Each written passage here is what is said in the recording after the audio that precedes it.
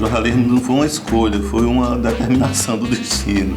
Embora eu não acredite em destino, eu acho que o jornalismo foi uma predestinação. Dono de um currículo extenso, jornalista, diagramador, mestre, professor, pesquisador, consultor, palestrante, Érico Melo de Abril tem sua vida profissional norteada pela comunicação. Desde criança, eu acho que tinha uns 10, 11 anos, quando eu ganhei uma tipografia de brinquedo, quando eu fiz o primeiro jornal. Mas eu nunca pensei no jornalismo como profissão. Sempre foi uma área mais de prazer, né? Eu só vim pensar em jornalismo como profissão muito tempo depois. Quando eu saí de Pão de Açúcar para Maceió, fui para o Sagrada Família e já existia um jornal chamado Panorama, que eu participei também da equipe. Aí fui para Santana do Ipanema, não tinha jornal lá, eu criei junto com outros colegas um chamado Papiro, e dentro do banco eu criei o Cobrinha e fui saindo por aí, todo canto que eu chegava eu criava jornal. Com mais de 30 anos de carreira e dezenas de títulos acadêmicos, o professor Érico tem contribuído de forma significativa para uma nova forma de pensar e fazer comunicação em Alagoas. Uma contribuição para as futuras gerações, que vem influenciando a formação de estudantes de ontem e de hoje. Quando a gente ensina, a gente certamente influencia, né? Não sei se para o bem ou para o mal. Ele se coloca no papel de facilitador. Ele não vê o aluno como uma massa amorfa, sem sentimento, sem condição de reação ou de mudança. Mesmo o Érico já tendo bastante tempo aqui na UFAL, ele consegue falar uma linguagem que é nossa, a linguagem dos jovens. Ele conhece muito mais até do que a gente. Ele também é uma referência política para os alunos, né? No sentido de ajudá-los a ter uma inserção crítica no meio profissional. É alguém que tem a informação como vida e para a sorte de todos nós que viemos depois, porque é um mestre por excelência. Com inquietação de quem, desde as cadeiras escolares, sentia a necessidade de participar pessoalmente de decisões e projetos inovadores, Érico tornou-se repórter e depois editor do Caderno 2 do Jornal de Alagoas. O jornal de Alagoas ele é integrado em sua maioria por jornalistas que não tinham formação profissional com diploma. Foi quando entrou toda essa turma da universidade e essa turma foi quem deu, digamos assim, um novo conceito de mobilização ao jornalismo alagoano. Eu tentei valorizar os jornalistas, os cartunistas, os desenhistas de Alagoas. Então, na edição de domingo, eu retirava todos os desenhos americanos e colocava somente desenhistas e cartunistas alagoanos. Com ampla participação na organização de dezenas de congressos nacionais de comunicação e nos seus trabalhos nos cargos de docência e de direção da Universidade Federal de Alagoas, Érico sempre ressaltou a importância do planejamento gráfico na área editorial e pôde acompanhar a evolução dessa que é considerada a sua maior vocação.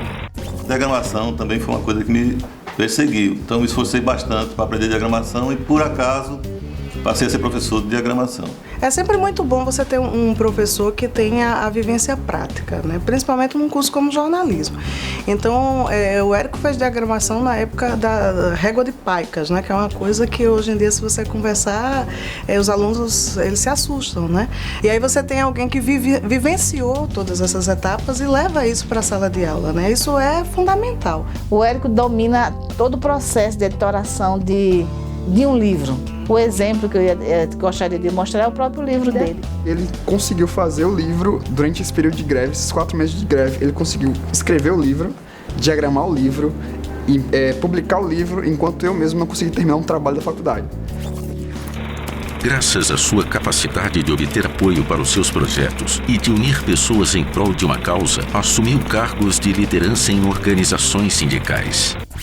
A juventude da década de 80 foi a juventude que saiu às ruas pelo fim do regime militar e pela a redemocratização do país através da eleição na época do Tancredo Neves. Foi um tempo bacana, um tempo muito bom, a gente era estudioso, a gente tinha tendências ideológicas mais que a esquerda, sempre por esse lado. Até o patrono de nossa formatura foi o jornalista Vladimir Herzog, que foi torturado e morto pelo regime militar. Com a queda da ditadura,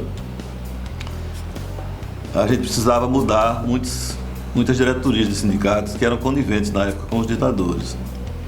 Então, eu comecei a participar de um grupo que foi criado por meu irmão, por Gilvan, para a gente renovar o sindicato dos bancários. Como assessor de comunicação do Banco do Brasil, integrou a equipe de criação da agência de notícias da instituição e participou durante 10 anos da organização do Prêmio Banco do Brasil de Jornalismo, antes Prêmio Salgema e hoje Prêmio Braskem de Jornalismo.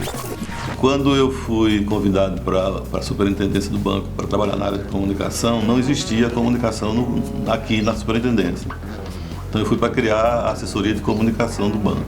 Eu fui convidada para ser assistente do Érico aqui na superintendência. E o Érico, ele o tempo todo batalhou e trabalhou para que a gente tivesse uma agência de notícias realmente aderente aos conceitos da sua criação. Ele foi um assessor de comunicação absolutamente indispensável.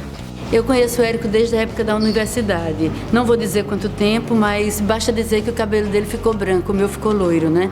Mas convivemos nesse período da universidade e o período que eu estive mais próximo dele foi depois, quando eu estava na presidência do Sindicato de Jornalistas. E me deparei, no primeiro ano da minha gestão, com a transição na antiga Salgema, que hoje é Braskem, que era patrocinadora já na época do prêmio Braskem de jornalismo.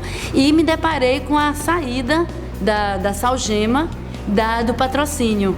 E o Érico abraçou a causa naquela época. Durante os 6 anos, o prêmio virou Prêmio Banco do Brasil de Jornalismo e ele foi um parceiro de todas as horas para garantir que esse prêmio não se acabasse, não tivesse esse vácuo nesse período.